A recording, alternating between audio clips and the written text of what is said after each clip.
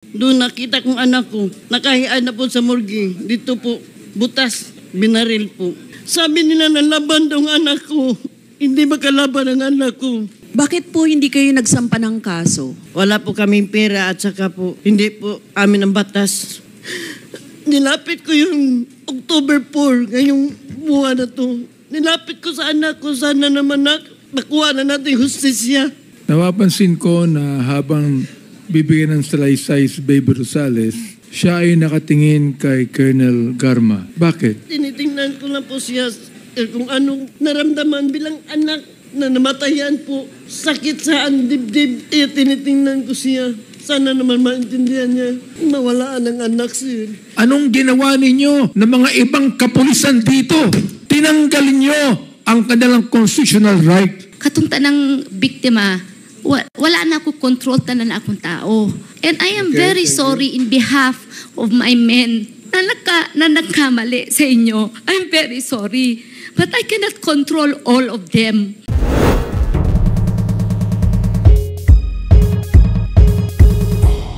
So, who would like to start? Sir Chair, may we ask Rubilin Litaw, because she's from Rise Up, to introduce yung ating mga resource persons na victims ng EJK. Yes, Miss Rubilin Litaw. Mr. Chair, magandang araw po sa ating lahat. Naririto po ang mga pamilya na matapang na magpapahayag ng kanilang mga kwento. At kanina po kasama rin nila ang marami pang pamilya sa baba. Nagkaroon po ng misa. Maraming salamat po sa Quad Committee. Nagkaroon po ng misa at panalangin. At ang iba po sa kanila ay naririto pa. So nagpapasalamat po kami sa Quad Committee. At ngayon po, meron po tayong 2 pamilya mula sa Cebu na magpapahayag. At si Tatay Bailon mula naman po sa Caloocan. At si Jane Lee po ay isang biktima yung kanyang asawa at nais din po niya magpahayag sa as representative din po ng aming organization, yung Rise Up for Life and for Rights.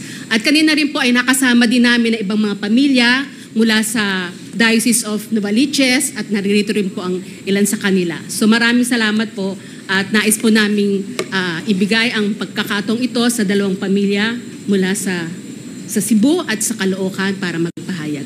Maraming salamat po, Mr. Chair. Thank you, Miss Litaw. Sino pong mauna sa kanila? Si Raquel Rosales po. Sorry, Raquel Lopez.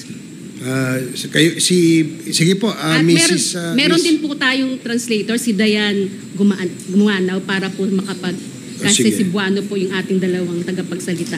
Okay, si sige. Dayan po. Okay. So, sige, Nay.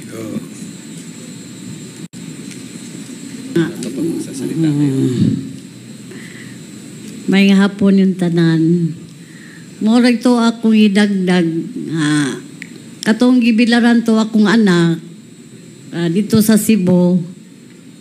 Niagi to si Ma'am Garma nga nasuko siya nga gibilaran to akong anak. Pagkita na mo ato niya nga naglumba taw mig panagan katong mga bisita na mo na Milar. Kinahadlok to ba? Nya ako ato mo gito yang gisulti nga anak siya nga nganong gibilaran pa man ganong nasuko siya ganong gibilaran ba? Nya karon na anak siya nga bakit isa lang patay dito? Marami man sila. Mora to, Your Honor. Sige po. Can you... Ang sinabi po ni Nanay Raquel ay noong nilamayan po yung anak niya, ay dumaan po si Ma'am Garma at nagsitakbuhan po sila dahil natakot pagdating ng mga pulis. At sinabi po ni Ma'am Garma kung bakit nilamayan daw po ang kanyang anak at bakit isa lang ang lamay na marami naman daw po sila. Sige. Meron pa, doon na pa mong idagdag? Wala na. Mau na to? Okay, sige. Mora to, Your Honor. Okay, salamat, Nay. Who's next? Si Raquel Lopez. Si Baby Rosales po. Okay. May hapon yung tanan. Nay sa kagaga, madaling araw to, gikan si Ma'am Garma po dito sa kang Raquel, diretso sa mua. Kay si Brad, kuan naman na kanang barangay raman gikan sa barangay Larakel diretso sa Samua. Mo sa iyang gibuhat sa iyang gibuhat dito ni Raquel iyang ipantuad ang mga lamisa nanaga na mga sugal pero sa iyang pag-ingon niya na siya nga dili siya gusto nga sugalan ang minatyan. Ang iyang gusto ampuan. Mo na yang isulti dili na mo lahi ang karaki lahi sa nga kuha. Mo na dahil pagkatataon nilakaw na po sila. Daghan sila kauban sa mga pulis. Mo na. Sige. So yung sinabi po ni Nanay Baby, madaling araw din po galing si Ma'am Garma kina Ma'am Salamay sa anak ni Ma'am Raquel at pumunta siya sa kanila sa Barangay Pasil. No, tapos sinabi ni Ma'am Garma na ayaw daw niya na magsugal ang mga tao doon. Instead, gusto niya na ipagdasal. Pagkatapos naman daw noon ay umalis naman daw po si Ma'am Garma. Okay. Who's next? Ang susunod po ay si Tatay Rodrigo Bailon mula po sa Camarin, Caloocan City. Ako po si Rodrigo Bailon, ama po ni Lenin Bailon na naging biktima po ng war on drug. Sa bahagi po nung anak ko nung December 2, year 2016, pumapasok po siya ng alas 5 ng umaga, umuwi po siya ng alas 12 ng tanghali. Ngayon nakita po kami na anak, nung umuwi sa anak, kumain ka na. At medyo may konti tayong ulam. At sa bahagi ng kagagaling lang niya sa school, magpahinga ka. Para nung mamaya, yung kung meron ka mang gagawin, ay magagawa mo. Kaya sa bahagi namin nung alas 12, alas 2, namahinga ako. Dahil sa hirap din ng buhay namin na may 12 anak ka, 13 anak, pang 13 po si Lenin Bailon.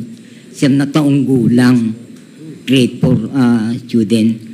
Ngayon, pagpatuloy ko po yung alas 2, medyo nakapagpahinga po ako at hindi ko namang inaasahan na si Lenin ay umalis ng bahay, nagpunta po doon sa kapitbahay ko kung saan po siya nagkakaroon ng konting sideline para dagdag na baon pagkapapasok siya tuwing umaga.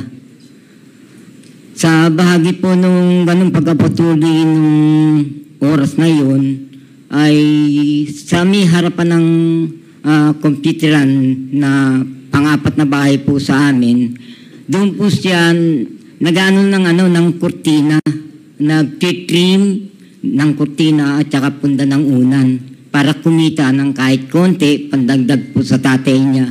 Doon sa konti rin po namin kinikita sa aming tindahang maliit. Bilang electrician din po ako doon sa aming lugar. Ngayon, bahagi po nung ganung pangyayari, alas 3, andun po siya, alas 4, ganun pa rin po yung ginagawa niya. Hakot ng kurtina doon sa tinatayan, punta po siya doon sa may, sa may computeran, kung saan po sila doon nung gawain niya. Marami po sila doon. Ngayon sa bagay nung oras na alas 3, alas 4, hanggang alas 5, nagkaroon po ng hindi namin inaasahan na putukan. Mga baril na umano po ng sunod-sunod na putok na walong bala yung pinakawalan. Sa bahagi po na nasa loob ako ng bahay, hinanap ko po doon sa mga ilang anak ko doon sa loob ng bahay. Nasaan yung kapatid nyo? Tay, andun, po siya doon sa may harapan ng computeran, nagtitiklop ng kurtina. Ngayon, nagputukan na yun, lumabas kami, wala na mga tao doon sa labas. kundi si Lenin ay nakapasok. Nakapasok yung bata, yung anak ko. Nakapasok doon sa computeran na hindi ko naman inasahan. Sabi nung anak ko, tay, wala nang nangyari doon sa kapatid ko eh. Andun na kasi sila sa tago sila doon sa loob ng computeran. Ngayon, balik ako ng bahay. Tinignan ko na malinis yung patwalk papunta doon sa may highway. Kaya sa na yun, bumalik ako. Mga ilang saglit. Nagsigawan na. Sumigaw yung mga kapitbahay ko. Tatay Rod, Ninong Rod, si Lenin, may tama ng bala, may tama na ang baril putukan. Lumabas ako. Ngayon yung pedicab na motor, pinaano na para isakay yung bata at yung isang sugatan na bata na siyam na taong gulang din. At may dalawang babae kaming nakita doon sa may malapit sa tayihan ng kortina at saka punda na nakabulagta dahil doon sa putukan na nangyari. Yung hindi ko nga inaasahan na yung isa pala sa anak ko, yung tinamaan ng bala sa left side ng kilikili. Kaya nga ang ginawa namin doon, dinala namin sa ospital. Yun yung panahon na talagang dumami yung tao. Naharangan yung dinaanan ng pedicab para makarating kami ng E. Rodriguez sa hospital sa Tala. Para maano po namin yung buhay ng aking anak na 7 taong gulang. Ngayon, ang nangyari po dun sa Tala, naipasok po namin siya ng emergency. Doon na po siya nawala ng buhay.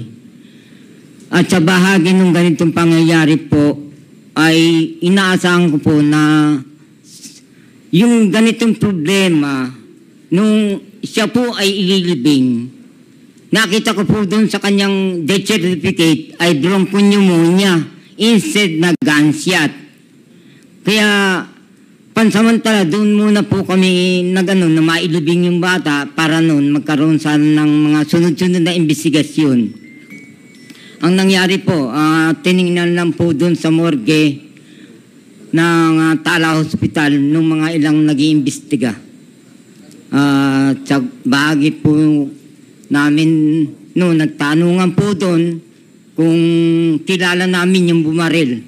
Ang pagkakaalam po ng mga nakakita doon ay mga riding in tandem na meron po silang hinabol papunta po ron sa kung saan po nakalugar yung mga nagtitiklop at nagtitrim po ng punda ng unan na kung saan andun yung anak ko na tinamaan ng bala.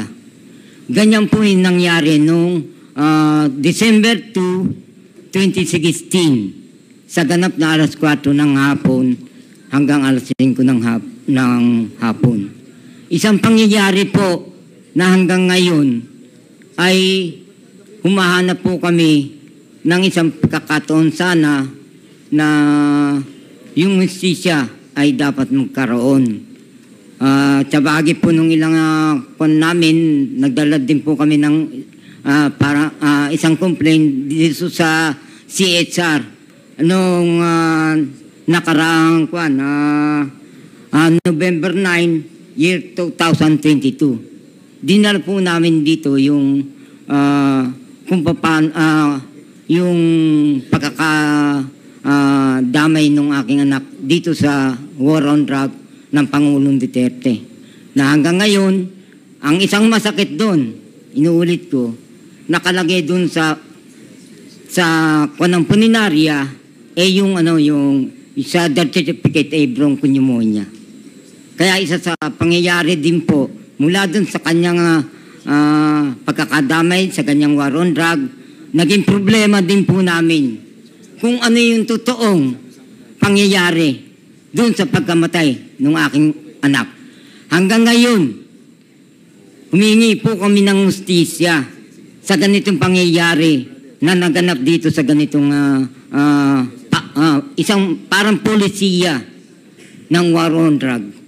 Yun lamang po. Okay. Salamat. Mr. po, Chair. Tay.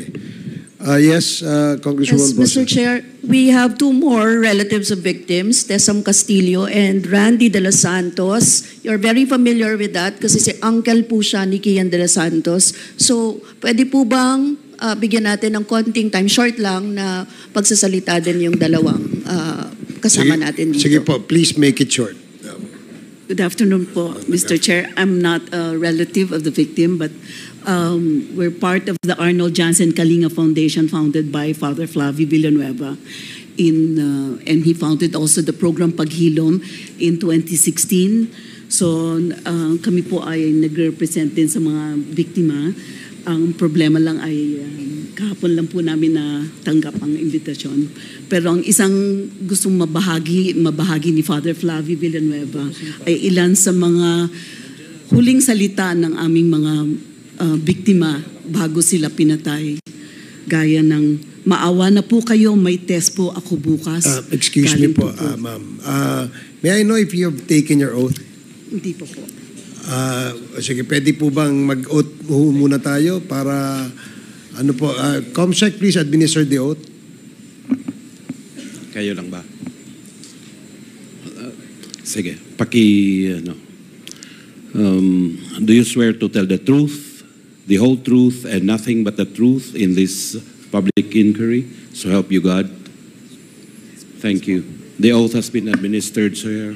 Thank you. Thank you, Comsec. Please continue. I'm sorry for the interruption. Mr. Chair, ilan po ito sa mga gusto namin ibahagi, mga huling pananalita ng aming mga biktima. Maawa na po kayo, may test po ako bukas. Galing po yan kay Kian De Los Santos, 17 years old na pinatay. Tatay, bakit ako binaril ni Omar? Galing po yan kay Aldrin Pineda, 13 years old, pinatay. Pangarap ko maging pulis tulad ng papa ko. Ito po ay si Maika Olpihan, 4 na taon. Wag po, wala po kaming kasalanan. Sinambit po ni Jemboy Baltasar, 17 years old. Ito po ang mga batang pinaslang ng mga pulis. Hindi kailanman maaring sabihin na collateral damage at shit happens, gaya ng sinabi ni Senator Bato de la Rosa. Buhay ang pinag-uusapan, hindi operation. Ang katotohanan ay ang patayan ng war on drugs ay war against the poor and the poorest of the poor. Yung mga statistics po namin sa aming foundation, pinapakita po na meron po kaming under our care 300 families. Mula dito sa 300 pong figure ay 132 ang may drug history at inamin nila yon. Ngunit ang iba ay wala. 0 or walang mga nagdodroga nung pinatay sila. 0 ang nanlaban at ang lahat sila madudumi ang paa. So ang maliit lang po ang aming foundation, Mr. Chair, ang program Paghilom. Ngunit meron po kaming 261 orphans na tinutulungan sa educational assistance. Meron po kaming 312 na families na tinulungan para in journeying with them in their grief. Ang pinakahuli po naming proyekto ay magtayo ng isang memorial site for the EJK victims. This is the first EJK memorial site sa Dambana ng Paghilom. Inalok po sa amin ni Bishop Ambo, now Cardinal Ambo David. Nalaman po kasi namin, Mr. Chair, na karamihan sa mga pamilya namin, nung pinatay ang kanilang mahal sa buhay, ay nagre-renta lang po sila ng yung tinatawag na apartment for rent, yung mga nicho. After 5 years pala, ay kung hindi mo makukuha yung mga buto, o yung body, ay nilalagay na lang po sa sako, walang label, walang pangalan, at nilalagay na lang po sa alis. At hinabol po namin to, nag-fundraise po kami para i-exhume yung mga body. So far, we've exhumed 105. At nalaman din po namin doon sa autopsy ni Dr. Raquel Fortun na almost 95% ng inautopsy niya ay hindi natural cause. Kagaya ng binanggit kanina, hindi natural cause ang kinamatay nila, kundi mga bala. At pinapakremate po namin to at nilalagay sa urn para magkaroon ng dignified burial. Ilan po to sa aming mga proyekto, tumutulong sa mga pamilya, pero iilan lang po ang natutulungan namin, kaya 312 is only not even 1% of the 6,000 na sinasabi ng PNP na namatay o pinatay dahil sa tokhang. So, sana makapagbahagi din si aming field coordinator na Uncle ni Kian de los Santos. Magandang hapon ho sa lahat. Ako po si Randy de los Santos. Ako po ay field coordinator sa program Paghilom. Sa akin pong pagbisita sa mga kapwa namin biktima, gusto ko lang ho ibahagi na kadalasan po sa kanila ay hindi nanlaban. Kadalasan po sa kanila ay talagang pinatay. At nakalulungkot po na sa loob ng 6 hanggang 7 taon ay naging madamot sa kanila ang pagkuha po ng mga dokumento. Kagaya ho ng mga police report, hindi ho sila nabibigyan. Ganoon din po nakita din namin sa aming ginagawa sa program Paghilom na yun nga po yung binanggit ni Tatay Bailon. No, may mga nadokumento po si Dr. Fortun na hindi ho tila sa akin pong personal no, na pagtingin ay hindi ho tamang pag-iimbestiga. At alam ho naman lahat, di na ako gagamit ng iba pa, yung sa aking pamangkin na si Kian, makalipas po Mr. Chair ng ilang taon, ay may bala pa hong nakuha si Dr. Fortun. No, nakagugulat po yon. Kasi dumating na sa Senado, humingi na rin kami ng tulong sa Public Attorney's Office upang i-autopsy. Makalipas po ng ilang taon ay may nakita pa rin bala. At kadalasan po sa aming mga tinutulungan sa program Paghilom ay pinapipirma po yung mga pamilya ng mga waiver po na hindi na sila magsasampa ng kaso. At kadalasan po na nakita ko din sa aking pakikipag-ugnayan sa kanila na hindi ho naimbestigahan yung mga kaso nila ng pagpatay, lalo't higit po, Mr. Chair, yung mga police operation, yun po ang banggit ng pamilya. Kaya po sana matingnan din ang bagay na ito at matulungan po kami mga pamilya ho ng biktima. Maraming salamat po at magandang hapon. Thank you, Mr. Chair. So, Mr. Chair, yun po yung mga victims. Okay. Sige. Wala naman may presentation, so we Yes, will... last na lang siguro, Mr. Chair, si Jane Lee po. Sige, Miss Lee. Magandang hapon po sa inyong lahat. Ako po si Jane. Ang biktima po sa akin ay ang asawa ko. Pinatay po siya ng riding in tandem noong March 20, 2017. Kami po ay may 3 anak na pare-parehong nag-aaral ng mga panahon na yon. Pero bago po yun, noong 2016 marami pong patayan doon sa lugar namin. Ang Bagong Silang po ang pinakamalaking barangay sa buong Pilipinas. Kaya po, sa sobrang dami po na mga phase o area, bawat po may mga areang namamatay ay talaga naman pong nababalitaan. Bawat lugar o kasulok-sulukan ng patpok, sabi nga po nila.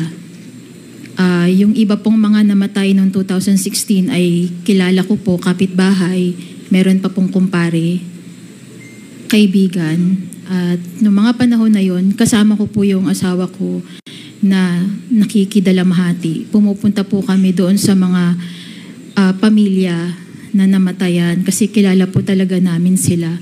Kaya hindi ko po inaakala na noong 2017 ay magiging biktima din po ng patayan o ng EJK yung asawa ko. March 20 po nung gabi na yon, habang ako po ay magsusundo sa paaralan ng anak kong babae, yung asawa ko po ay jeepney driver, inaabangan po niya yung jeep na ibabiyahe niya the next day. At nung nakita po kami sa kahabaan ng kalsada ng natawag na Langit Road, sabi niya po sa akin ay mauna na akong umuwi dahil nga po inaabangan niya yung jeep. Nauna na po kaming umuwi kasama nung anak ko. Hindi ko po inisip na may mangyayaring masama sa kanya kahit na po doon sa lugar kung saan kami huling nagkita, huling nag-usap ay may mga ilang napatay na po doon sa kinatatayuan niya mismo. So kinabukasan ko na po talaga nalaman na patay na siya. Parang ganun lang po kabilis na kausap ko pa po siya pero kinabukasan po ay wala na pala at naghahanap na po ako ng damit na isusuot niya. Hindi po ito katulad ng ibang mga storya ng mga kakilala ko na kinakwento nila po sa akin na pumasok yung polis sa bahay nila o yung mga armadong kalalakihan na hindi nila kilala. Ang sabi po sa akin ng mga nakakita ay nakamotorsiklo at bigla na lang pong binaril yung asawa ko nang nakatalikod.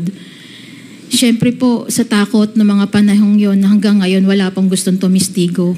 Kaya kahit gusto ko pong magsampa ng kaso, ipakita po sa mga anak ko at sa pamilya ko na gusto ko po talagang magkaroon ng hustisya, yung pagkamatay niya, eh, wala po akong magagawa dahil riding in tandem nga po.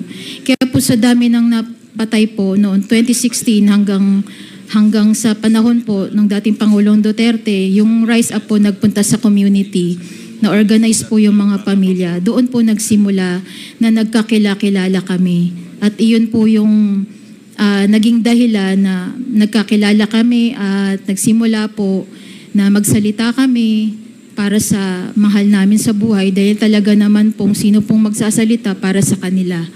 Kaya po, nung dumating po yung pagkakataon na ito na nagkaroon po ng pagdinig, willing po kami talagang magsalita kahit na po napakahirap para sa amin na balik-balikan yung istorya. Wala po kaming magagawa. Katulad po nang wala na kaming nagawa na pinatay na po sila. Parang sinasabi na lang po talaga namin sa sarili namin na nag-iimbestiga. Kaya kahit po paulit-ulit po kami nasasaktan, ito na lang po yung tangi namin magagawa para po yung part ng mga pamilya ay talaga naman pong manaig at yung katotohanan lang po yung sasabihin namin. Kaya marami pong salamat sa committee, sa iba't ibang committee, lalo na po sa Committee on Human Rights na nagbibigay po sa amin ng pag-asa na sa pagkakataong ito madidinig po ng taong bayan yung mga pamilya ng biktima. Kaya po inaasahan namin at talaga naman tumututok po kami at isa rin po itong proseso para sa pamilya namin dahil kailangan po namin ipaliwanag sa mga anak namin bakit hanggang ngayon po nagsasalita kami kahit ilang taon na po yung nakalipas at kahit po maraming mga nangyayari sa bansa ngayon ay hindi po kami nagpapa-apekto bagamat nilalakasan po namin yung loob namin na sa pamamagitan ninyo magkakaroon po kami ng tinig at kalaunan po talaga makamit na mga pamilya yung hustisya, yung katarungan sa pamamagitan po ng mga abogado namin, yung NUPA lawyers, yung Rise Up at higit po sa lahat sa House of Representatives na naniniwala na kami po talaga ina-acknowledge po ng committee ito na meron po talagang paglabag sa karapatang pantao. Kaya salamat po sa inyo. Yung mapakinggan nyo lamang po kami ay malaking bagay na dahil talaga pong ang hirap po ng buhay, mas lalo pa pong humirap kung yung naging biktima ay breadwinner. Okay. Mahirap pong maging solo parent, mahirap po. Hindi ko po maipaliwanag kung gaano kahirap, pero wala na pong hihirap kung kami po ay hindi mapakinggan. At kung mauulit po ito sa mga darating na panahon, mas mahirap po yun. Kaya kahit po sa namin na nahihirapan kami na magsalita, ito po yung tangi namin magagawa. Kaya salamat po sa inyong lahat. Salamat po sa pakikinig ninyo. Okay, salamat din sa iyo, Ms. Lee. No? Matanong ko lang, bago kasi meron po tayong listahan dito ng mga magtatanong, mga kasamahan natin dito sa Congressman. Sa inyong mga pamilya ng biktima, lahat po ba kayo, lahat po ba nung kamag-anak ninyo ay may kaugnayan sa droga? Sa inyo, Tay, sa iyo, Tay, meron bang kaugnayan ang iyong anak sa droga? Wala pong chairman. At ang pamilya ko po sa aming lugar ay wala po kaming kano naman droga, sugal, sa iba't ibang bisyo. Kahit na po sa dami ng anak ko, binigyan ko sila ng pagkakataon na isang magandang dignidad, karangalan, para mabuhay, makapagtapos po yung 13. Yung pang 13, yung pa po ang nangyari dito sa war on drug ng Pangulong Duterte. Napakasakit po sa isang magulang. Sige po, Mr. salamat Chairman. po. Salamat po, Tay. Sino ho ang kamag-anak ng biktima? Sino po yung namatay na meron hong history na gumagamit ho ng droga? Mayong hapon, mayong gabi. Sige, gabi Sir, lang. akong anak siya, dili dito mo gamit, sir. Bigwin ito siya mga manghod. Mao dito mga ningkamot. Bisag unsa na buhaton. Musud, panghugas sa plato para ibuhi sa iyang mga manghod, sir. Okay, sige, salamat. Bisa itong bisyo. Yung anak niya po na si Angelito ay hindi po gumagamit. Breadwinner po ng pamilya. Kung ano-ano na lang po na trabaho yung pinapasukan, naghugas ng plato, breadwinner, at siya po ang nagtataguyod ng pamilya nila. Wala pong bisyo. Sige, si Jane, yung husband mo ba, yung asawa mo ba, merong record na gumagamit, nagbebenta ng drugs? Wala po. Nakapag-submit po ako sa Commission on Human Rights ng aking sinumpaang salaysay. Nag-imbestiga po sila sa Bagong Silang at nakakuha po sila ng certificate mula sa barangay na nagsasabing yung asawa ko po ay hindi po kilala o nasasangkot sa anumang kaguluhan, lalong-lalo na po sa drugs. Sinong nagbigay ng certificate? Yung barangay, Badak, sa Badak, Commission okay. po on Human Rights. May kopya po sila ng sige. certificate na yun. Okay, salamat. Kay Mr. De Los Santos, si Kian ba may record na user siya o nagbebenta siya ng drugs? Nung matapos pong mapatay, pinaratangan lang nila na involved sa droga yung bata, pero wala ho silang nailabas na patunay para dito. Ilang taon po yung si Kian ho nang pinatay noong August 16, 2017 ay 17 taong gulang po. Okay, sige, salamat po. Now, we will proceed with the interpellations. Ang una pong nakalista dito na magtatanong ay si Congresswoman Franz Mr. Castro. Chair, si Raquel, pwede natin tanungin kung involved yung kanyang anak na napatay sa drugs o ilang taon na yung anak niya? Kung anak ato, yung anak ko, si Rabi Lopez, namatay siya, 28 yung edad, duhay ang anak. Kato siya, Your Honor, mugamit lang ito siya. So, gumagamit siya. Oo. So, hindi siya... Nidag siya po. Dili. Wala siya mamaligya. Wala, Your Honor. Sige, please. So yun po, yung anak niya po na si Rabi Lopez, 28 years old nung pinatay, may 2 anak. Gumagamit po pero hindi po nagbebenta. Okay, sige, salamat. So now we can proceed with the interpellation. Congresswoman Franz Castro, you're recognized. Mr. Chair, very quick Sir lang. Chair, may I yield first With the to indulgence of Representative reference, Ullman. very short lang, because it's a sensitive matter regarding our resource persons, Mr. Chair. Okay, please proceed. Yes, And Mr. will this Chair. be taken from the time of Congresswoman Castro or... Very quick lang, Mr. Chair. Okay, oo. please. Kasi Mr. Chair, ito nabalitaan po natin na sa isang phone interview kanina lang, sumagot po si former PNP Chief Bato de la Rosa. Mr. Chair, sabi po niya, and I quote, "Ang masasabi ko lang kay Kerwin Espinosa, sinungaling siya. Kapag nakita ko siya, suntukin ko siya sa muka. Masyado siyang sinungaling, yun lang." End of quote. Gusto ko lang i-point out, Mr. Chair, na dapat hindi po natin i-tolerate yung mga public officials na nagtitrete ng violence sa ating mga resource persons. Lalo na po, papasok na tayo sa point na magtatanong tayo sa kanila.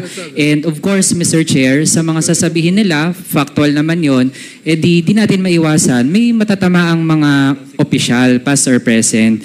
Mr. Chair, hindi din po pwede na yung mga hindi po nagpa-participate dito sa ating deliberations, kahit na binibigyan po sila ng chance at merong overwhelming evidence pointing to their role in systemic violence and other issues tackled here in the Quadcom, di po pwedeng nag-aastang bully sila o astang pikon. So Mr. Chair, again, we should not tolerate that, and it is our collective task to ensure the safety of our resource persons, lalo na po yung mga pamilya na mga naging biktima. Yun lang po, Mr. Chair. Salamat. So, Mr. Chair, can I continue? May I continue, Mr. Chair? Yes, Thank you. Congresswoman. Thank you. Siguro mga few questions lang po kay kay Tatay Baylon.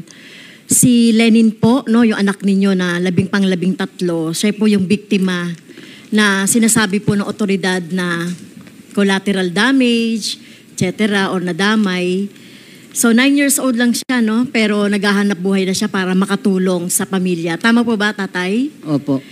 Yes. So sinasabi niyo po na si Lenin ay noong kinukuha niyo po sa morgue yung kanyang bangkay, ay may mga pulis na nagpapirma sa inyo ng death certificate na ang nakalagay sa pagkamatay niya ay bronchopneumonia. Tama po? Doon po sa morgue, Mr. Chairman, pinamili pa po ako doon. Pinamili ako kung ipapa-autopsy ko yung anak kong si Lenin. Okay. Ngayon, sabi ko, hindi ko na pa-autopsy yan. Bakit? Doon pa lang sa punerarya, ang tindi ng bayad. May kontrata ka na, 16,000. Ipa-autopsy pa.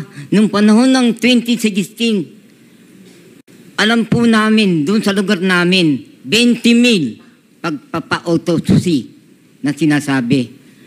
Yung hindi ko inaasahan, Mr. Chairman, yung anak ka pala, dito mangyayari yung hindi inaasahan ng mga anak kong 12 pa. Okay. Ang bigat po. Okay. So, Tatay, pumirma ba kayo ng waiver na hindi na kayo magpapa-autopsy? Yun ba yun? Yung sinasabi niyo po. Wala pong pinirmahan kami doon. Maliban po doon sa pwedeng dagdag na Mr. Chairman. Maliban po doon sa nung bago ilabas yung issue nung death certificate, pinapirma po yung aking anak. Okay. So sa death certificate, nakita niyo po yung cause of death ay bronchopneumonia. Opo. So, sino po yung nagbigay sa inyo ng birth certificate na ang nakalagay ay bronchopneumonia? Yung puninarya po, secretary. Yung punerarya na. Opo. So, sino po yung nagbigay sa kanila ng information na bronchopneumonia yung kinamatay ni Lenin? Yun po yung naging kon po dun sa kung bakit kami napapirma doon sa waiver Sila na daw po ang bahala. Kung ano man po ilalagay doon sa... Sino pong sila? Yung punerarya, Yung punerarya po. Kung ano po ilalagay doon sa... Ano po yung puneraryang yon? Yung 3 lights po. Po? 3 lights. 3 lights. So pinapirma kayo na ang kinamatay ni Lenin ay bronchopneumonia. So tinutulan niyo po ito, di ba, Tatay? Tinutulan na po namin after namin mailibing si Lenin. Kasi hindi po namin maililibing yun. Kung hindi kami pipirma dun sa sa waiver. Opo. At saka walang death certificate. Hindi siya maililibing si Lenin. So after that po, ano po yung nangyari? Hindi po ba nagsampa kayo ng kaso? After nung pangyayaring yun, nagsampa po kami ng kaso. Kanya nga lang po, nahirapan po kami sa pagkuha ng mga ilang supporting documents. Isa po yun sa dagdag na pinasa ng problema namin. So ano po nangyari sa kaso na basura? Yung kaso po, pagkatapos po namin makalap yung mga supporting documents, kasi hindi naman po tatanggapin doon sa husgado yung kung hindi ka kumpleto ng dokumento Opo. Ganun po. Kasi sinubukan po namin na i-file yung police report. Opo. Medical report dyan sa Tala. Ano po siya, gunshot. Doon naman po sa police report, andito po sa dala-dala ko po yung mga dokumento. Alleged gunshot din po yung report ng mga police. Ngayon, sa bahagi po nung po namin na ipagpatuloy na ianuto sa husgado rito sa Caloocan, ngayon, hiningan po kami na kinakailangan daw na na ipatabloid yung aming hinihingi na doon sa doon sa 100 certificate bago tanggapin yung aming complaint doon sa local register. Ay, so sa korte po, ano po yung nangyari doon sa korte? Nakapagpasa naman po kayo ng mga documents, di po ba? Yung mga medico-legal at iba pang mga documents. Opo, Mr. Chairman. So yun po yung parang parang ebidensya. Pero ano po nangyari sa korte? Sa korte po 2 taon. 2 beses po kaming dininay Okay. kulang po yung mga evidence. Pero hindi po kayo sumuko, tama? Ay, hindi po kami sumuko. Okay, Kahit so na nung November 24, 2020, dinala niyo yung petition sa Court of Appeals. So ano po yung naging decision po ng Court of Appeals? Appeal po kami doon sa Court of Appeals. After ng 8 buwan, ni-reverse po yung decision ng Caloocan na RTC. Okay. So, ito lilinawin ko lang Tatay Bailon. Yung pong naglagay doon sa death certificate ng bronchopneumonia ay puneraria o police. Isang doktor po ng puneraria na nilalapitan nila. Okay. So, ang in-advise po ay hindi po police ang nag-andon. Alaman po ng pulis yung mangyayari eh. Hindi na po ako masyadong gawa ng nasa panahon po na lito po yung aking Okay. So, Mr. Chair, ito yung kaso na baka mas marami pang ganito na bata, 9-year-old, na kumbaga collateral damage, na biktima siya ng riding in tandem na hindi naman siya yung target pero nadamay. So, may ganito pong pangyayari na kung saan binabago po yung death certificate, yung cause nung pagkamatay. So baka po mas marami pa yung mga nangyayaring ganito na sana ay malaman din natin. Alam niyo po, Mr. Chair, dito sa pag-iimbestiga natin sa Quadcom, dumadami na po yung mga pamilya, mga biktima ng extrajudicial killings. Kanina nga po yung video kanina na pinakita, galing po yon sa mga biktima na nagmisa kanina na pinangunahan po ng mga pari. So kung makikita po natin yung mga ganitong mga pangyayari po, Mr. Chair, talagang nakakalungkot po. At dito nakikita natin, Mr. Chair, sa lahat ng mga pangyayaring ito, kahit doon sa pinakita ng mga video, talagang ang dapat talagang tignan dito ay yung sino ba yung may polisiya, sino ba yung mga nag-utos ng mga ganito, whether it is police or vigilante killings or whatever. So kung walang policing ganyan na tokhang, itong war on drugs, ay hindi po mangyayari ito. Question po kay Attorney Nery po. So ano po yung pwede kayang, dito po sa nangyari ito, nakita na natin yung involvement or possible na involvement po noong ni President Duterte. So after all these extrajudicial killings, ano po yung ikakaso sa kanya doon sa korte po? Thank you, Mr. Chair. Ang tanong, ano ang posibleng criminal liability ni President Duterte? Kasi individual cases ito ng pagpatay. Paano mo siya tatahiin? Former President Duterte is criminally liable for crime against humanity. Crime against humanity has 2 main elements. The first is widespread or systematic attack against civilians. And 2, mens rea, or yung sinasabing with knowledge of the attacks. Yung unang data ay widespread or systematic attack. Yung attacks against civilians, Mr. Chair, klaro na yan eh. Maraming witnesses na civilian, bata, na pinapatay, etc. Ang focus ay widespread because only President Duterte can generate or instigate the widespreadness. And may data kami dito, Mr. Chair. Ito nagbabago ang numbers dito kasi initial. But from the PCOO, PDEA, and PNP itself on February 14, 2018, may report sila 13 days after President Duterte came to power in July of 2016, marami na pong nagsabay-sabay na nagpapatayan. Central Luzon, 55 killed in police operations. For 13 days after he sat in Malacanang. Metro Manila, 44 killed. Calabarzon, 17 killed. Ilocos, 6 killed. Soc-Sargen, 5 killed. Bicol, 3 killed. Central Visayas, 2 killed, and so on. Hindi pa bilang dito yung mga vigilante, yung mga unidentified. So, on September 26, 2017, the same report ng PDEA, lumaki na. 2017 pa lang to, report nila as of September 26. Region 1, 188 killed in drug operations. Region 2, 54 killed. Region 3, 619 killed. Region 4A, 364 killed.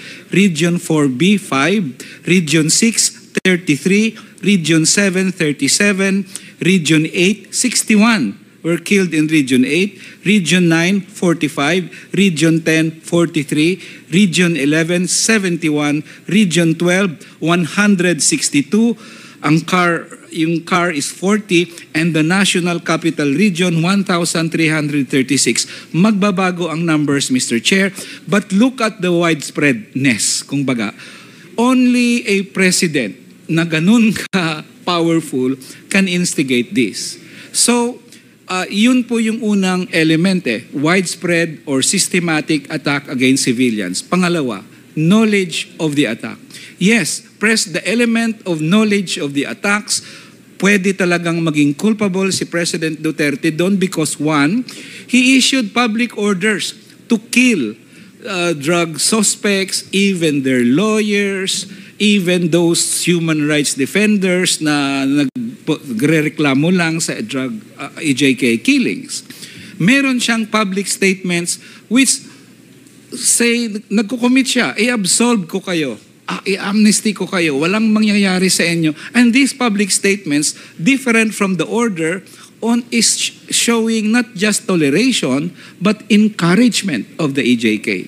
And pangatlo, yung complete impunity, lack of any serious investigation or prosecution. Sino po ang pwedeng magkaroon ng ganitong command all over the country na halos walang investigasyon na mangyayari? Who can order a funeraria kung wala itong PNP? Gawin yung bronchopneumonia, klarong-klaro, gunshot wound.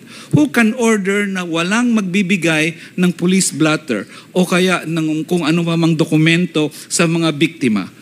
Sino ang magsasabi na patay ang mga CCTV, maliban na lang kung makachamba katulad kay Kian, but normally patay ang CCTV. All this, Mr. Chair, only shows na not only was there a widespread or systematic attack against civilians, but that President Duterte himself had knowledge of the attack, ordered it, tolerated and encouraged it, and made sure na may whitewash na 7 years later, ngayon lang talaga nagkaroon ng ganitong investigasyon. So for all these elements, Mr. Chair, President Duterte is really, for me, a criminally liable for crime against humanity, Mr. Chair. Salamat po. Kindly wrap up, Yes, Congresswoman. thank you, Mr. Chair. Aside from international law, yung crime against humanity, meron po siyang liability rin sa ating mga laws of the land. Yes, Mr. Chair. There are laws here na pwede siyang maging liable. I'm not just talking of the murder and homicide. The law here, of course, is Republic Act 9851. Na may crime against humanity, and of course in fact ang batas na yan has command responsibility. So many generals There are two elements in that crime. Just the culpability, Mr. Chair, hindi ako nagsasabing other than that, no? Command responsibility. If the colonel or if the general or the commanding officer or the president, commander-in-chief, has knowledge knows about the crimes committed by the subordinates and did not do anything to stop it, may liability under command responsibility laws, treated siya as principal of the crime. So kung anong penalty nung gumawa, ganun din sa commanding officer. But more importantly, the second part of the law says that kahit hindi niya alam, but nung nalaman niya na he failed to investigate the crimes committed by his or her subordinates, then that is equivalent to command responsibility, which means reclusion perpetua po yon sa mga commanding officers who are found guilty of command responsibility.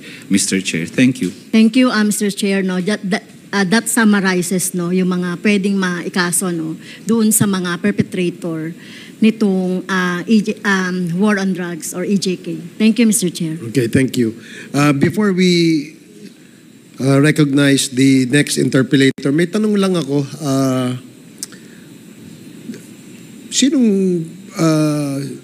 pwedeng magbigay ng statistics kung ilan dun sa namatay yung sinasabing ng laban?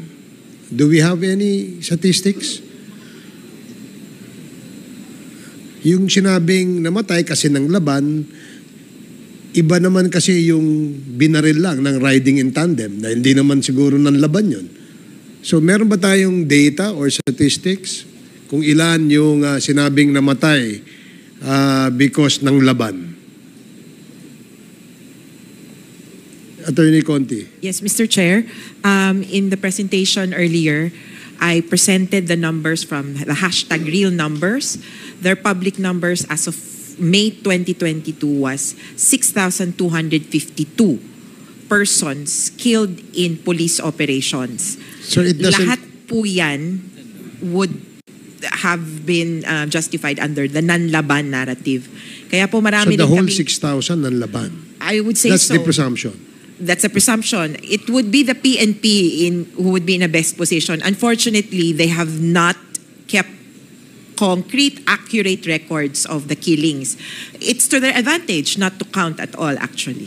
Okay, salamat, Attorney Conti.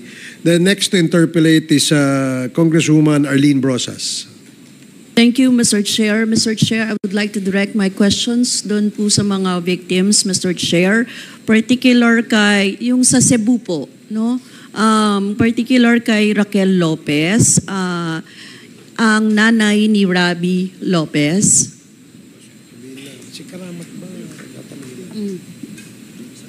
Mr. Chair, may ilang mga tanong lang ako.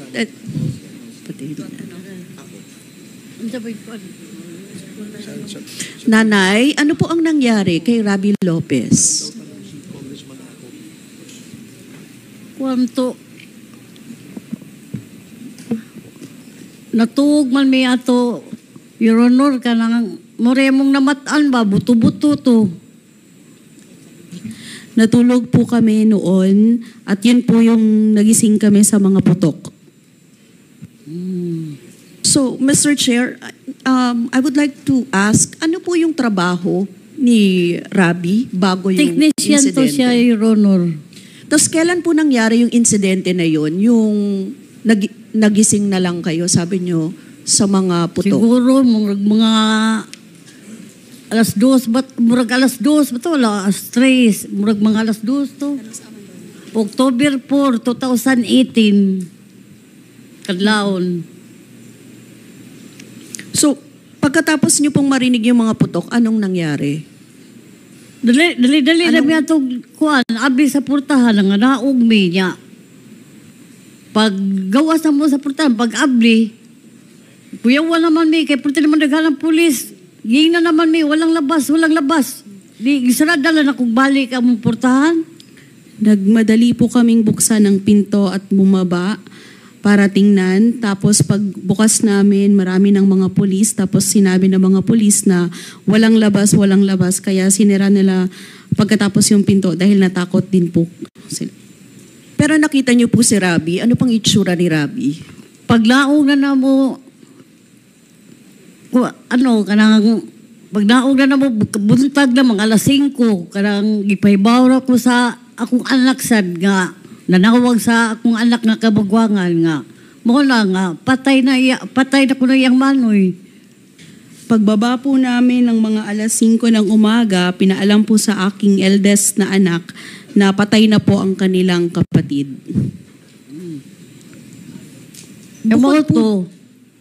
Mo to nga, pag naog na mo, wala naman ang akong anak, ang patay lawas niya, gida naman dito sa morgue. Wala naman may kakita ka na apa niya sa suod.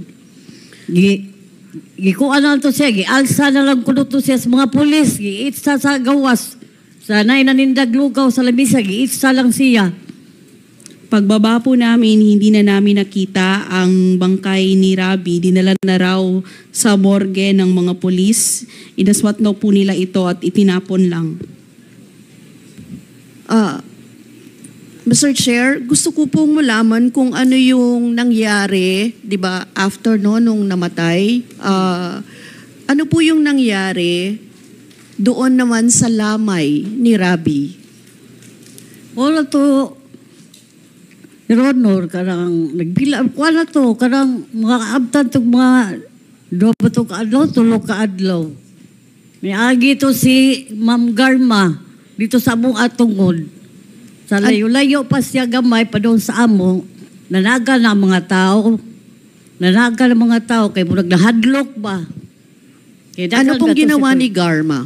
Niya na siya, nga nasuko sa gibilaran.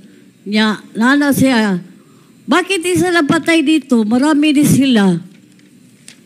Mora to, Your Honor. So, 2 days after po, dumaan si Ma'am Garma. Malayo pa lang po sila sa amin, tumakbo na po ang mga tao dahil natakot.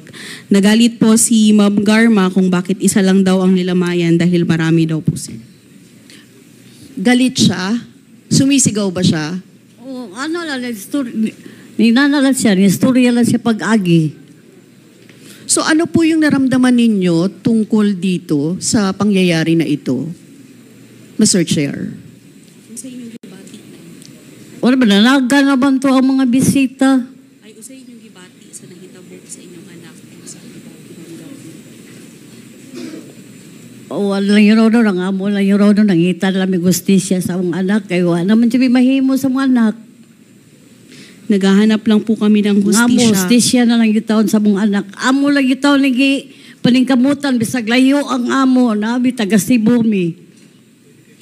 Amo na lang yun, agwanta nga pag-aral lang yun diri ang kamon toyo, hustisya lang yun sa mga anak. Kahit malayo po kami, bumiyahe po kami para humingi ng hustisya para sa aming anak. Thank you, Mr. Chair. So next po ay gusto ko sanang tanungin si Baby Rosales. Mayong gabi po, ma'am. Mayong gabi po, oo. Mr. Chair, ano yung nangyari kay Angelito, ang inyo pong anak, Angelito Rosales? Anang October 3, ma'am, nag-inom na sila kay birthday lagi sa iyang mga, birthday sa iyang anak-anak, kauban sa mga igsuon. Padung sa madaling araw na ng October 4, 2 o'clock, na mauli na iyang mga manghod. Karon ako nanindaman ko na sa carbon ug lugaw. Ma'am, diyan akong naibawaan ang akong ilan sila nga, nagpaibaw na din ako nga, gipusil lang akong anak nga to sa Pasil. Nakaroon, naibulong nga sa ko, kay mga pa may pag-abot sa mga isuon gikan kainom. Mga 2 minutes o wamap di ko sa ka-oras jud, Your Honor. Nanganghaman ang mga isuon. Nga mga pag-uli ni Manoy, ni anak po ang mga isuon niya. Di karon nagpaibaw na ko, naghilak naman jud kaya na ginatabo ni Angelito. Dinidagan ko pa doon sa Pasil. Pagdagan ako sa Pasil yun, wa man jud ko pasudla sa pulis, giharangan jud ko. Diha pa lang sa kasada, wa jud ko na pasudla. Kaya niyon sa walang lalapit. Tagalog man. Sige po. October 3 po, nag-inuman sila dahil birthday po ng kanyang anak-anakan kasama ang kanyang mga kapatid. October 4 ng mga 2 o'clock, umuwi na po ang mga kapatid. Tapos ako po ay nagtitinda ng lugaw sa Carbon. Tapos dinaanan na lang ng mga kapitbahay at pinaalam sa akin na may nangyari kay Angelito, binaril siya. Nagtaka rin ang mga kapatid ni Angelito dahil kakauwi pa lang niya. Tumakbo ako, dali-dali akong tumakbo papunta sa bahay ni Angelito, ngunit hindi ako pinapasok ng mga pulis. Sabi, walang lalapit. Mga Tagalog po sila. So na-identify niyo po na hindi nagsasalita ng Bisaya? Opo. Oo. Parang hindi taga doon ang mga gumawa nung... Kasi nagtatagalog po siya, mami. Nakasuot po siya ng parang army. At saka yung dito lang po natin makikita sa mukha niya yung mata lang at saka nakabulit. Yun lang. Mr. Chair, sino po yung tinutukoy niyo? Yung pulis. Yung pulis na Tagalog na hindi po ako pinapasok. Hindi po ako pinapasok sa bahay ni Angelito. Tapos mayroon pong kapitbahay dito, kapitbahay ni Angelito, nasabi sa akin na, Ate, yung anak mo, dinala na po sa mga pulis, nandun na po sa CMC, sa Murgi. Dito, tumakbo naman po ako doon. Doon nakita kong anak ko. Nakahian na po sa Murgi. Dito po, butas. Binaril po. Ang anak ko. Ang sabi pa naman nila, nalaban. Ilan taon po yung anak niyo? 23 years old po. Sabi nila nalaban daw ang anak ko. Hindi makalaban ang anak ko. Sa totoo lang kasi lasing na lasing. At saka yung nila, yung kwarto na ang liit-liit lang talaga. 3 or 4 na pulis pa ang nakapasok. Yung kwarto sa anak ko. Hindi na makalaban dahil sa kalasingan. Ang pinalabas pa ng noon, lumalaban ng anak ko. Hindi yun makalaban to sa totoo lang. Kaya masakit sa akin. Hanggang ngayon kinukuha ko siya sa aking anak. Kasi alam ko nga ang anak ko walang kaaway. Basket lang talagang ng anak ko. Hindi yun hindi yun naglasya po.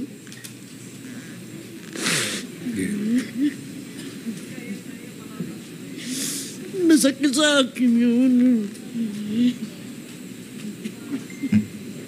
Congresswoman Brosas?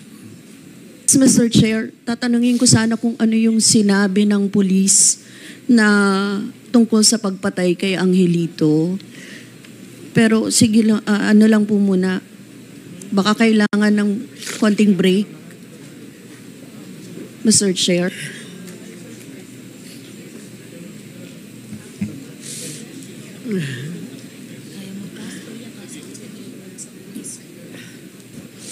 Ang gingon sa pulis po, ma'am. Ano ang sabi ng pulis sa inyo? Nanlaban daw yung anak ko. Nanlaban, sabi niya, doon sa kwarto na maliit. 4 na pulis pumasok sa kwarto. Sa tanong ko na sa sarili, kung nanlaban pa, wala naman sa talaga sa lahat ng niya, katawan. Bukod dito nabutas talaga, binaril. Oo. Kung nanlaban pa, makita mo naman sa mukha. Wala talaga, dito lang talaga. Sa katawan ng tama? Oo, dito po, butas. May live-in partner po yan, si Opo. Angelito. Ano naman ang nangyari kay... Yung live-in partner niya po, pinalabas at tinakpan ng scotch tape yung bibig. At saka 3 araw bago pa nalabas sa presinto. So pagkatapos po ng insidente, ano pa yung naaalala ninyong nangyari? Yung sa burol ng anak ninyo, pwede niyo po bang ikwento? Bukod na nun yung 3 araw, 2 araw, siguro po, galing yun si Ma'am Garma doon sa kanila ni Raquel bago sa nakapunta sa amin.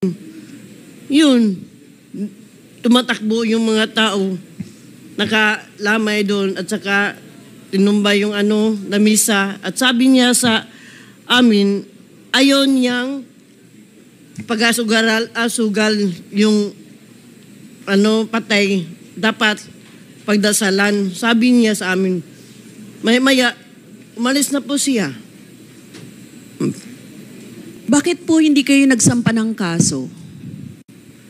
Kasi sinabihan po ako ng Presinto 6, magsampa po ako ng kaso. Sinabi ko, wala po kaming pera. At saka po, wala po kaming pera. At saka po, hindi po amin ang batas.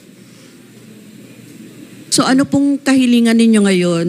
Ang Ginang Rosales, ano ang inyong gustong hustisya mangyari? ng kamatayan ng anak ko, yun po, pinaglaban ko hanggang ngayon sa 6 years po. Nilapit ko yung October 4, ngayong buwan na to. Nilapit ko sa anak ko, sana naman nakuha na natin hustisya. Hanggang ngayon, nandito ko pa rin. Ang sakit-sakit talaga na. Totoo lang. Nilapit ko yun. October 4 doon ako sa kasi anniversary, 6th anniversary sa anak ko. October 4. Nilapit ko yun sa Minteryo. Hiningi ko yun sa anak ko na dapat sana makuha na natin hustisya sa kamatayon mo na kayo. Yun Mr. lang. Chair. Yes, Congressman Abante. Napapansin ko na habang bibigyan ng salaysay si Baby Rosales, siya ay nakatingin kay Colonel Garma. Bakit? Tinitingnan ko lang po siya kung anong naramdaman bilang anak na namatayan po. Sakit sa ang dibdib. Tinitingnan ko siya. Sana naman maintindihan niya. Nawalaan ang anak siya. Nabigwin pa naman, wala pa naman Sino po si Colonel Garma sa inyo? Siya po nakita ko, sir, yung pumunta sa lamay ng anak ko. Nung gabi na yun, Siya ba ang Chief of Police ng Cebu City nung napatay ang anak nyo? Opo. Gayon din sa inyo, Raquel Lopez? Okay. Kindly wrap up, Congresswoman. Yes, Mr. Chair, I would like to direct my next question to Colonel Garma, Mr. Chair. Mr. Chair, narinig naman yung mga salaysay ni Nanay Raquel at Nanay Baby. Ms. Garma, dalawang insidente ito Nangyari noong October 2018, kayo na ba ang head ng Cebu City Police noon, Mr. Chair? Yes, Mr. Chair. Yes, Your Honor. Bakit po kayo pumunta sa burol ni Rabi Lopez? Hindi po ako pumunta doon para sa burol. It is a routine na pagkagabi po, umiikot ako from boundary of Cebu City, that is Talisay, the first barangay, hanggang po sa kabila kung saan po, kasi sunod-sunod po yung mga barangay. So it is a routine po, gabi hanggang madaling araw, nagpapatrolya po ako. So I pass by po dun sa burol po nung anak ni Miss Rosales po. At napansin ko na puro sugal, marami po nagsusugal. So sinita ko po, sabi ko, huwag kayong magsugal, instead, mas maganda magdasal. Yun lang po. Actually, nung parating pa lang ako, nagtakbuhan na po yung mga tao. So, Mr. Chair, I was asking about Rabi Lopez, Mr. Chair, sa burol ni Rabi Lopez. Doon na kayo kay Angelito Rosales. Okay. Mr. Chair, ang tanong ko po, bakit kayo sumigaw-sigaw doon? Ano yung, sabi niyo routine di ba? So, kung routine lang siya, bakit merong pagsigaw-sigaw na nangyari? Tapos, di ba respeto dapat sa yumao o sa namatay yung kahit naman siguro nagpapatrolya kayo pero alam niyong may patay doon, bakit hindi man lang kayo nagbigay respeto sa patay? Your Honor, wala ko naalalang sinabi ko yun. As sa statement ni Miss Rosales, sinita ko nga yung nagsusugal, dapat magdasal. I don't think so po. Wala ko naalalang sinabi ko yun sa burol po ng anak ni Miss Lopez. Kasi usually po, pag umiikot ako na may mga patay, pinagbabawalan ko ang sugal, ini-encourage ko magdasal. Even when I was the station commander po ng Davao City, yan po ang stand ko mula noon. Ina-explain ko na dapat ipagdasal ang patay, hindi nagsusugal. Mr. Chair, may I ask again, Raquel, ano po bang nangyari? Boy, ito, Ma'am Garma, katupag agi mo, hapit na ka moabot sa amo ang dapit, nanagan to mga tao na milar. Nawagtam itong cellphone sa kong anak, nakuyawan to sa nga nangagi mo. Ngayon, ang sabi mo, pag daanan diha sa amo, niingon pa ka nga, bakit isa lang patay dito? Marami ni sila.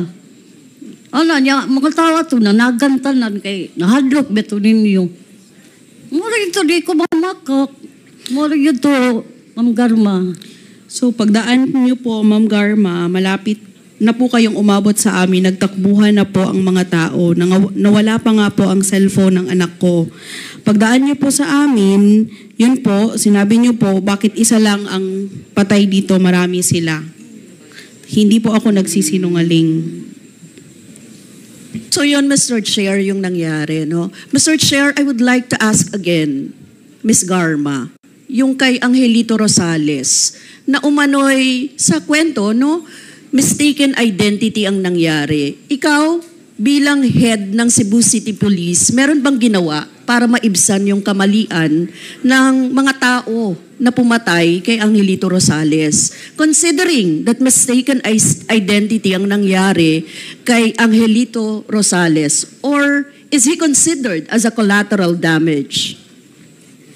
Mr. Chair, I cannot comment on the case of the son of Miss Rosales because I can no longer recall the case. Siguro let us check the records and perhaps we will be able to know the status of the case right now.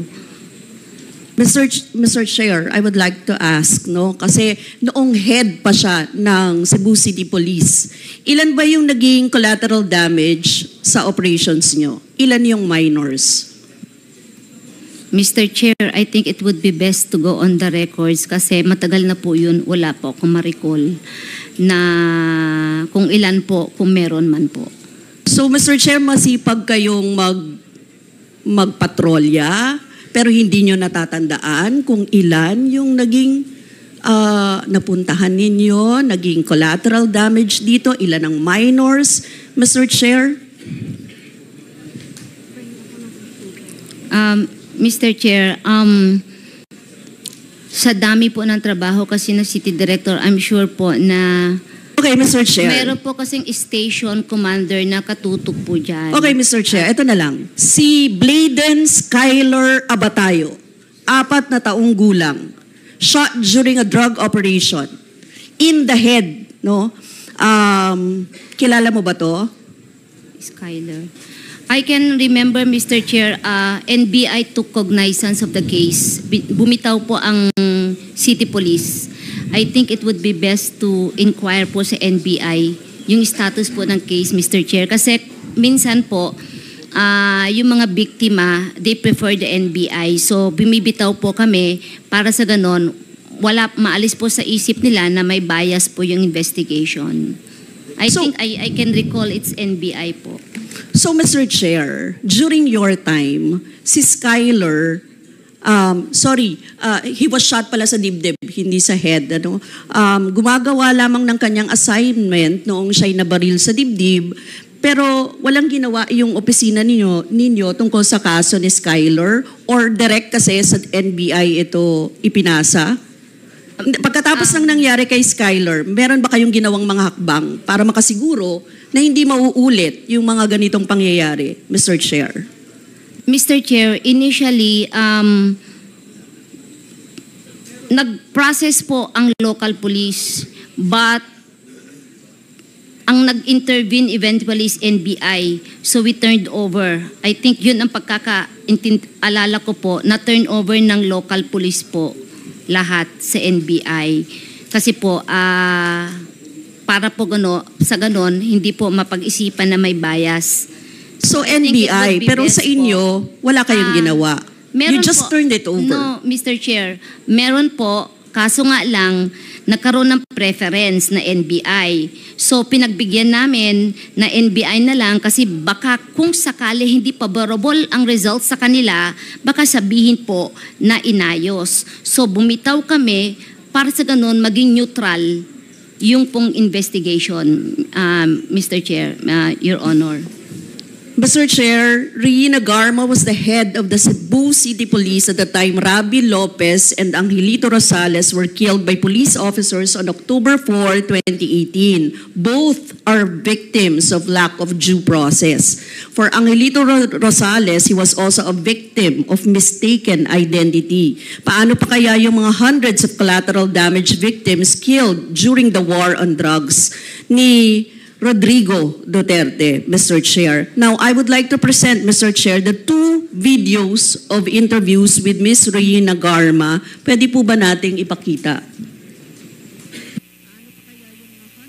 Secretariat? Yeah, again, I'm very sorry that happened to an innocent child. When we talk of the war on drugs, even innocent lives pwede madamay. This is a classic example already. And I hope it's an eye-opener to all of us, not only sa police, to be more, careful. And we are really sorry na nadamay ang bata. And sa mga involved din sa drugs, this is what happens also. And to those innocent people, you can be victim anytime. So let us all be vigilant when we talk of war to fight yung illegal drugs. Paano kung ng family needs justice? Yeah, everyone needs justice. Even the other victims of crimes. There's always justice. Even the suspects, there should be justice.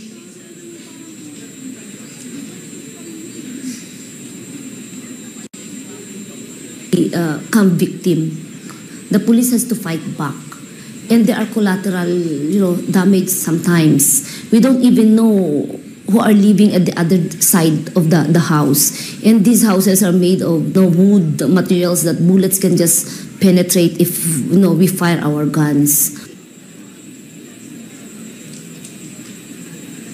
Yes, clearly, Mr. Chair, na pinakita naman ng video. Tinuring ng mga collateral damage. Yung dalawang video ay mula sa panayam ng Sunstar Cebu noong July 2018 at mula sa Al Jazeera English na nilabas noong November 2018. Mr. Chairman, klaro po sa dalawang videos na interview kay Reina Garma, parte ng war on drugs ni Rodrigo Duterte ang pagkamatay ng mga inosente. Sinabi niya mismo na pwedeng madamay anumang oras ang inosenteng buhay ng isang tao sa war on drugs. Ganito ang mukha at epekto ng war on drugs ni Duterte. Maraming inosente ang nadadamay, walang due process ang mga biktima, bigla na lang pinapatay o kaya naman natatamaan ng mga ligaw na bala mula sa war on drugs operations. Mr. Chair, during Reina Garma's stint as head of Cebu City Police, intense ang naging war on drugs ni then President Rodrigo Duterte. Madugo, walang due process, even innocent lives are lost. Sinabi ni Reina Garma na everyone needs justice, pero nasa ng hustisya para kay Rabi Lopez, kay Angelito Rosales, kay Skyler Abatayo. Nasaan ang hustisya para sa daan-daan at libo-libong pinatay at namatay dahil sa war on drugs na inilunsad ng Duterte administration? Mr. Chair, lastly, I would like to ask again, Attorney Nery Colmenares, nakita nyo naman po, napakaraming nagsasalita na ngayon, lumalabas ang mga biktima, ngayon nila kailangan ng hustisya, Mr. Chair. So, I would like to ask Attorney Nery, paano kaya nila makukuha yung hustisya ng mga biktima na ito? How will it happen? Pwede mo po kaming paliwanagan kung paano? Thank you, Mr. Chair. May malaki tayong problema ngayon, Mr. Chair, kasi it's been a long time. Ang pamilya hindi binigyan ng mga dokumento na importante kung gusto mong magsampa ng kaso. Marami sa mga witness ay takot and therefore mahirap talaga magsampa ng kaso dito sa Pilipinas if only because ang ebidensya ay hindi forthcoming. Paano mo sasampaan yung kaso na nakalagay sa death certificate, bronchopneumonia? Parang tagilid ka na agad, Mr. Chair, para kasuhan kung sino man yung responsible. Paano mo kakasuhan pagpasok, patay ang mga CCTV? Only the word of the police team that went inside the jail ang pagbabatayan mo dito. Paano ka, grabe ang, there is, the perpetrators, of course, must be held to account for this. But not only that, there is also the infrastructure of impunity.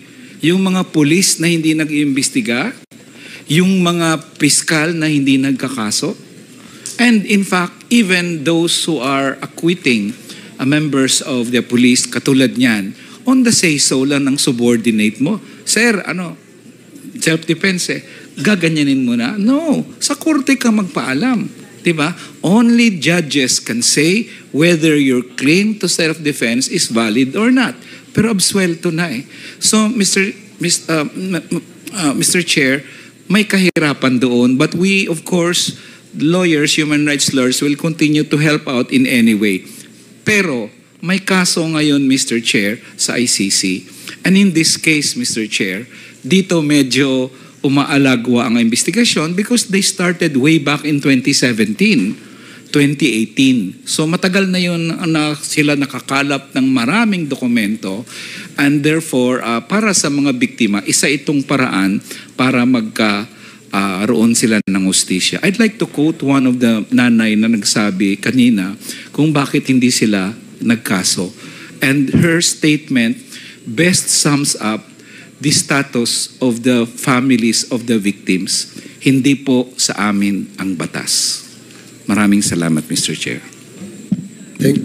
Yes, thank you, Mr. Chair. Mr. Chair, siguro lastly, siguro it's about time na yung Marcos administration should pursue yung ICC. Kasi panahon nito na lumalabas yung mga biktima at nagbibigay talaga dapat ng kaukulang suporta para sa kanila, Mr. Chair. So kung hindi, ma-accuse din natin ng Marcos administration of human rights violation kung hindi magkakaroon ng hustisya ang mga biktima. Maraming salamat, Mr. Chair. Thank you, Congresswoman Brosas. The next to interpellate is Congressman Raul Manuel. You're recognized. You have 10 minutes. Thank you, Mr. Chair. Meron tayong ilang mga tanong na lamang dahil narinig na rin natin ang sinabi ng kamag-anak ng mga naging biktima kasama ang mga bata at kabataan sa siyudad ng Cebu. Mr. Chair, tanong natin kay Colonel Garma, upon hearing yung mga testimonies, tapos meron nga rin po siyang pinuntahang mga lamay ng mga naging biktima ng war on drugs sa ilalim ng kanyang pamumuno bilang Cebu City Police Chief. Mr. Chair, ang tanong po natin, so sa ngayon po ba ay kaya ng panindigan, kaya ng i-confirm ni Colonel Garma na may mga pinatay na mga inosente, pati mga bata sa Cebu City under her watch as Cebu City Police Chief bilang bahagi ng pagpapatupad nila ng anti-drug operations? Mr. Chair, can I expound on my answer, Mr. Chair? Okay, Mr. Chair. Please proceed. Thank you, sir. Pag pumunta po kayo na Cebu, maglakad kayo from Pasil hanggang sa kaduluduluhan po ng boundary ng Mandaue at lahat po ng bahay diyan dikit-dikit, as in dikit-dikit gawa ng kahoy. Nung dumating po ako, ang droga, para lang po siyang betchin at asin na binebenta sa gilid. Ang sugal, parang wala lang. Nasa tabi lahat ng lamay, puro sugal. Pugaran po talaga siya ng lahat po ng klase ng vices.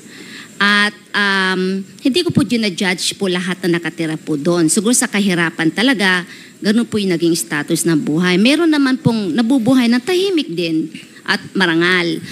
Pero sinasabi ko po, dikit-dikit talaga. It is a, anong tawag dito, talagang Anong level sa drugs yun? I cannot recall, Mr. Chair. May classification po kasi yan. Now, I think yung mga operation na nangyari, those are conducted by the police station. I was not there because may mga station commanders in charge per area. Sila po yung nag-conduct ng police operation. Ako po Mr. Chair, interrupt ko na Mr. Chair kasi ang tanong po natin dito ay ano ang role ng chief ng Cebu City Police. And Mr. Chair, hindi po pwedeng ang ituro na lang dito ay yung mga police na nag-conduct ng drug operations dahil ang chief, meron niyang pananagutan kung ano yung ginagawa at ano yung mga hindi ginawa, ano yung mga nilabag ng mga nasa ilalim niya. Kaya Mr. Chair, again, hanggang sa ngayon, parang wala pa rin kasing ka-remorse ang dating police chief. Nasa harapan na po niya mismo ang mga pamilya ng mga biktima. Grabe na yung pag-iyak, kahit tayo mga nakikinig, naiyak na rin sa mga kwento nila. Pero hanggang ngayon, Mr. Chair, ay hindi pa rin nag-own up ang dating police chief. Kahit yung simpleng factual na tanong na merong mga inosenteng napatay, na may mga nagtetestify sa harap niya, hindi pa rin niya talaga masagot ng diretsahan, Mr. Chair. So, parang di natin maisip ano yung pwede nating asahan dahil kung ganito ka tigas at hindi talaga nais na magsabi ng kung ano ba talaga yung mga nangyari, di lalong ang dating sa committee na ito complicit talaga dun sa mga krimen, sa crimes against humanity, si Colonel Garma. At in fact, sa case na sinampa sa ICC, can NUPL confirm? Again, para lang ma-refresh yung committee na ito sa lahat ng mga narito at sa mga nakikinig din, na bahagi po ba ng mga napangalanan doon sa ICC cases si Colonel Garma? In particular kay Colonel Garma, hindi po. But the ICC in its result for preliminary examination mentioned General Albayalde, General Bato de la Rosa, the regional, provincial, and city police units. So, ibig sabihin, pwede siyang maisama doon. So, that's one, perpetration. Pangalawa, iyan kasi under sa ICC at the very least, Mr. Chair, sa rules of engagement nila in relation sa sinabi ni Colonel Marcos kanina, klarong nakalagay, for every death in any police operations, dapat ma-inquest.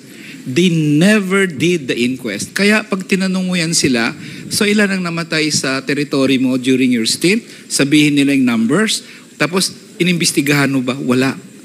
Walang inquest kasi, Mr. Chair, in violation even of their rules of engagement. So for all those things, they can also be held sa ICC for command responsibility. As nabanggit ko kanina, na isang kumbaga crime under command responsibility at the very least, if they're not the perpetrators, for their failure or refusal to investigate killings during their watch in police operations, Mr. Chair. So to clarify, Mr. Chair, sa final ng mga pamilya ng mga biktima, hindi explicitly napangalanan si Colonel Garma. Yes. Pero ICC ang said that the regional, provincial, and city police units are included in the investigation, Mr. Chair. So ibig sabihin, pwedeng imbestigahan ng ICC si Colonel Garma? Definitely so, Mr. Chair. Di kung ganun, Mr. Chair, na hindi pa rin talaga kasi nagpapakita ng remorse kahit katiting si Colonel Garma, di damay talaga siya dun sa mga mananagot eventually sa mga napatay under the war on drugs na pinatupad as ito labeled as the Project Double Barrel based sa Command Memorandum Circular 16 Series of 2016. Ngayon, Mr. Chair, we received a copy of this printed affidavit that was signed by Colonel Garma. Can she confirm na ito ay isang affidavit na with her knowledge ay na-produce ito at hindi siya na-pressure ni Numan sa pagpirma sa affidavit na ito, Mr. Chair? Yes, Mr. Chair, Your Honor. Okay, Mr. Chair, may ilan kasing mga striking na laman ng affidavit na pinirmahan ni Colonel Garma. Mr. Chair. Mr. Chairman. Mr. Chair. Yeah, Mr. Chair.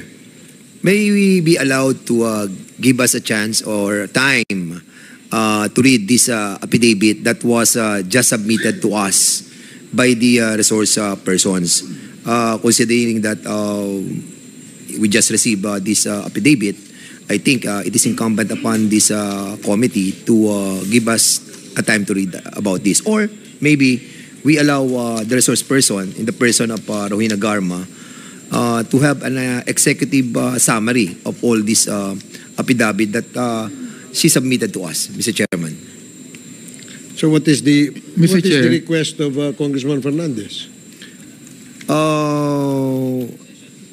Do we have all the copy of the affidavit? The copies of the affidavit of Colonel Garma was distributed to the members, and if the request of Congressman Fernandez is to give the members time to read the affidavit, we will suspend for 1 minute, 1.5 minutes, and then. Or maybe, Mr. Chairman, instead of trying to give us a chance to read about this, may we allow the resource person to speak about the affidavit instead, Mr. Chair? Earlier, when she was Mr. asked Chair, I would actually intend to ask her to read some portions para yun yung pagbatayan ng magiging mga tanong ko kay Colonel Garma. Mr. Chair. Yes, Congressman Abante. Perhaps we can more focus on the resource persons that we have tonight, because that affidavit does not concern the victims that we are talking about now. If we could be able to stay focused on the victims first, and afterwards we talk about the affidavit. If that is acceptable to Honorable Manuel, then I guess in order to put the discussions in order, we first deliberate on the families of the victim, and then later on we will proceed with the affidavit submitted to us by Colonel Garma. Yes, that would be fine, Mr. Chair. So I would now wrap up with my interpellation, and so far based dun sa mga narinig natin at actually sa maraming oportunidad na nabigay natin kay Colonel Garma, pinapakita talaga nito na meron siyang papel, hindi siya isang small fish dito sa peke at madugong war on drugs. Isa talaga siya sa mga nagpatupad nito, kaya dapat lamang na meron ding kaukulang pananagutan sa kanya at paano din natin lalong titiyak yung mga mekanismo para sa hustisya talaga dun sa mga biktima through our current mechanisms, at paano pa yan maayos sa pamamagitan ng pagpapatupad ng mga mas matitibay at may pangil na mga batas. So mas yun muna, Mr. Chair. Maraming salamat. Okay, thank Mr. you, Chair. Congressman Manuel. Yes, Congressman Abante. Yes, kanina po sa testimony ni Raquel Lopez, sa sinabi niya na nagpunta sa kanila si Colonel Garma, at ang katwiran po ni Colonel Garma, siya po ay nag-rekurida paggabi. Ano po? At sinabi niya na sumigaw si Colonel Garma. Pakiulit nga po, Miss Lopez, ang ginawa ni Colonel Garma doon sa inyong bahay, noong Lamay. Anara siya nga, pag-agi niya sa buha nga, nganong gibilaran manininyo? Moto nga, waman di ko kilanagan mga tao. Ni anara dayon, ni ana siya nga, bakit sila patay dito? Marami sila. Mora to, Your Honor. Okay. Naintindihan ko naman, no, ang iba. ang Tagalog, no?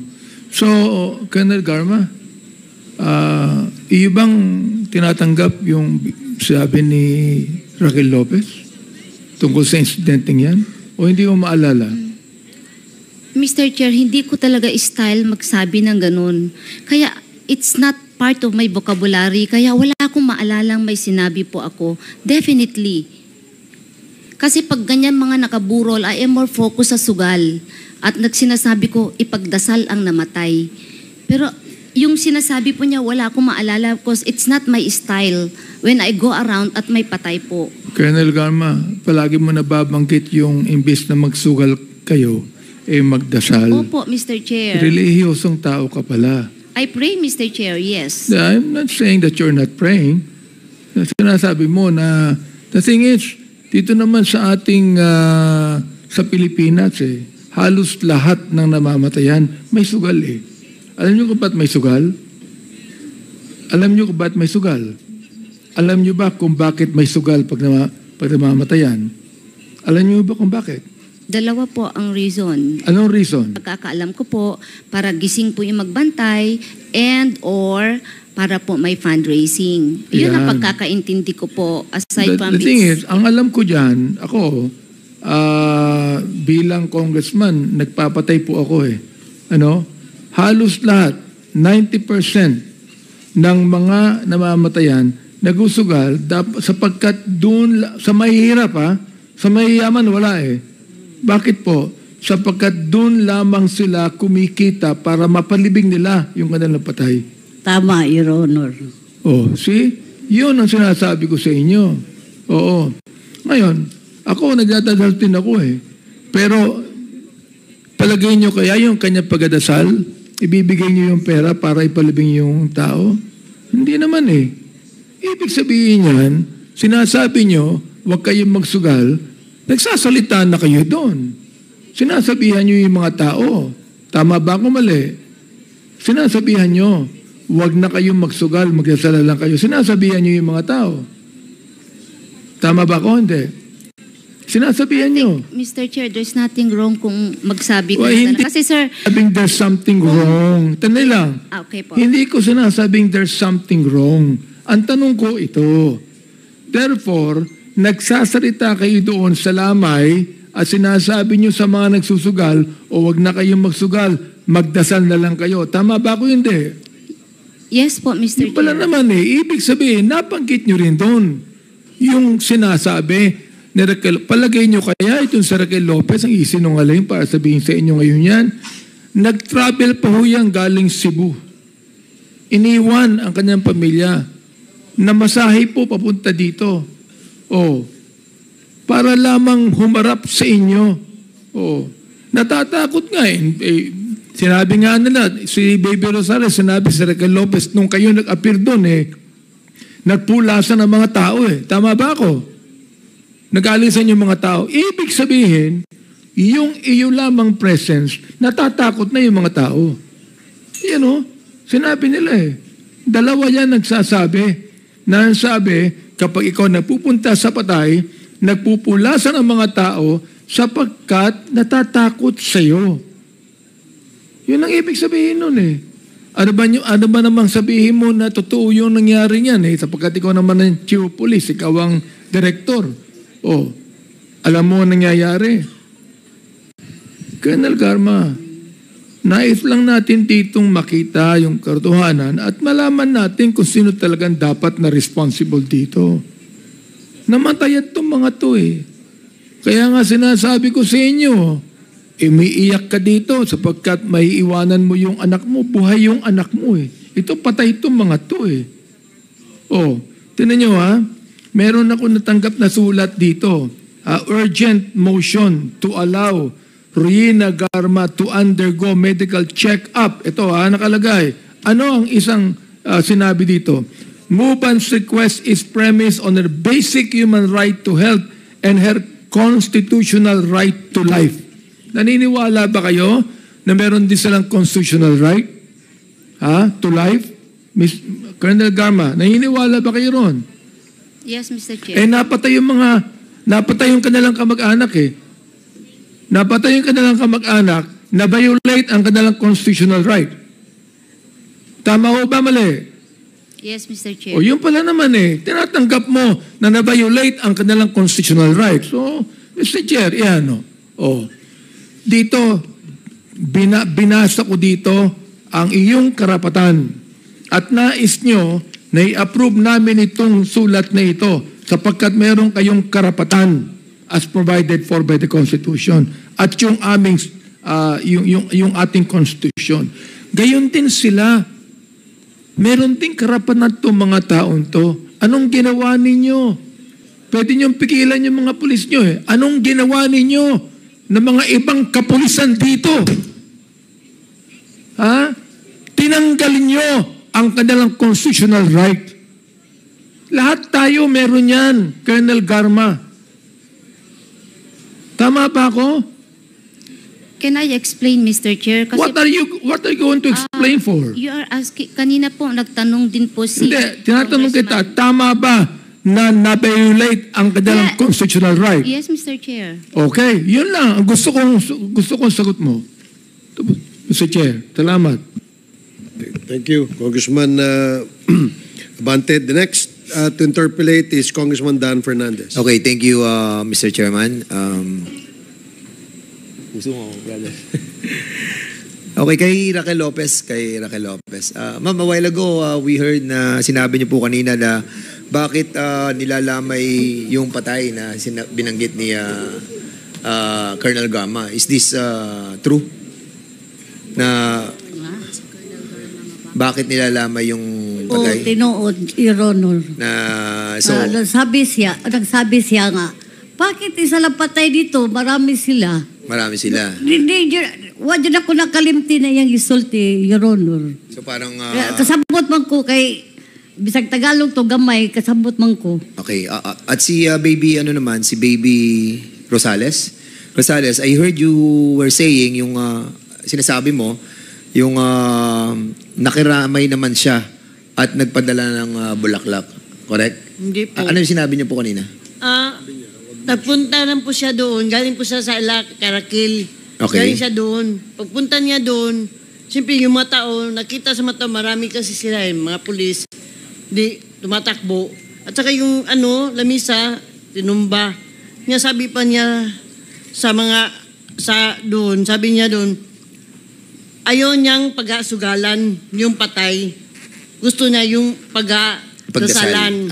Okay. Oo, so, inalis niya yung sugal, tinumba niya, tapos sinabi niya, dapat walang sugal. Kailangan, yung patay, pagdadasalan daw. Pagdasal. Oo. Okay. Maya, malis na po sila. Sino siya? Siya mismo, si Garma? Si Colonel Garma? Oo, siya po. At saka yung mga niya, mga kasamahan. Colonel Garma, nagawa mo ba yan? Nagawa mo yan? Considering that ikaw yes, Mr. Chair, kasi almost every night po, umiikot ako para makita ko yung sitwasyon po dun sa area po ng Cebu City. Okay. Binabasa namin yung yung affidavit mo that you have Mr. Chair, bago yun, with your indulgence, can I just ask one question? Sure. Colonel Garma, ganito yun Ako, alam mo, ayaw ko din ng sugal Kalaban ko ang isabong, kalaban ko ang pogo Ayaw ko ng sugal, illegal man o illegal. Ayaw mo rin, di ba? Ayaw mo ng sugal? Tama ako? Yes po, Mr. Ba't ka naging manager ng PCSO? It's different. Can I explain? Sugal yun Huwag na mag-explain. Yes. Sugal yun Because it's for it's a lottery game. Hindi pinag-uusapan yan. Ang pinag-uusapan natin, sugal. Tama ba ako mali? The question kasi po is... Ang pinag-uusapan natin, sugal, Colonel Garma. Generally, Mr. Chair, yes. Ayoko po. Ay, nako. Generally. Okay, yun lang. Yes, okay. Colonel Garma, maikli naman itong affidavit mo. And kanina, nabigla din kami dahil nga meron kaming na-receive na affidavit coming from you. And probably it's just right that we discuss itong sinumpaang salaysay mo. Can you kindly narrate to us kung ano itong mga... Kasi pag binabasa ko, parang complete... Mr. Chair, Yes, point of order. Tapos na po ba tayo sa mga victims ng EJK? Kasi a while ago, the Honorable Manuel was prevented from asking questions regarding that affidavit. So, Mr. Chair, what are we going to do first? Based on the list that I have, the interpellators for the victims or the victims' families, the last was Congressman Dan Fernandez, and then meron pa pala. I'm sorry. I have to correct this record. There are two more interpellators, Congressman Lordan Suwan and Congressman Ray Reyes. So we will proceed. We will continue with the victims, and then go back to the affidavit. So, Congressman Fernandez, can you hold your peace for a while? No problem, Mr. Chairman. I just thought that I'm the last to interpellate, and that's the reason why I asked them, and then there's no more interpellators, and that's the reason why I'm going to open up the affidavit that we just received this moment. Mr. Chair, yes, there's a request that if we already finished in interpolating the victims, if they could be able to go, Mr. Chair. That's the request. I guess. Yes, I guess. I think it's the Rise Up Philippines who took care of them, coming here, and will also take care of them going back to Cebu. So we still have two more interpellators for the victims. So this is Congressman Lordan Suwan. So you're going... Mr. Chair, my questions are for Ms. Royina Garma, not for the victims. Copy. Thank you. And Congressman Ray Reyes. Is Congressman Ray Reyes still around? No, since he's not here, then therefore, that concludes the interpellations on the victims. Then we will now proceed with the affidavit submitted to the Quad Committee by Colonel Royina Garma. In the meantime, Sir Chair, may we excuse the Rise Up and other victims probably? Kasi iba na po yung topic natin ngayon. That is correct, yeah. Mr. Chair, can I... Thank you. Before they go, can I just brief? Sir? Sige, make it brief and Yes, short. sir. Sa tanan biktima, katong panahon nga ako Tagalog, si in Tagalog. Speak Bisaya to them. kasi kasabot sila Bisaya, sir. Katong tanang biktima, wala na ako control tanan akong tao. Yes, it is true I am the city director. But lahat ng station commander are also tasked to implement the war on drugs. Merong mga station commander in charge. Now, pangutanan ninyo ang sa ako gibuhat as city director. During that time, tanan sila, ginahatagan na mong seminar, ginatudluan na ako. Kapag abot na ako sa Cebu City, talaga wala good sila kabalo. Unsa ang pagbuhat, unsa buhaton. That is why, pag nainahitabo sa inyo at it appears na mga pulis na ako ang involved, ginatas ang NBI to take cognizance so that kung sakali man ang resulta ng investigasyon is not favorable sa inyo, at least sasabihin ninyo, the investigation is fair. So I always, the crime scene is always open for the NBI to take cognizance. And nandun po palagi yung aming crime lab, which is a separate unit, which is not under my supervision and control po, to take cognizance sa crime scene. Yun po yung nangyari po sa Cebu. And I am very sorry in behalf of my men na nagkamali sa inyo. I'm very sorry. But I cannot control all of them. Lahat sila trained police officer. Alam nilang rules of engagement.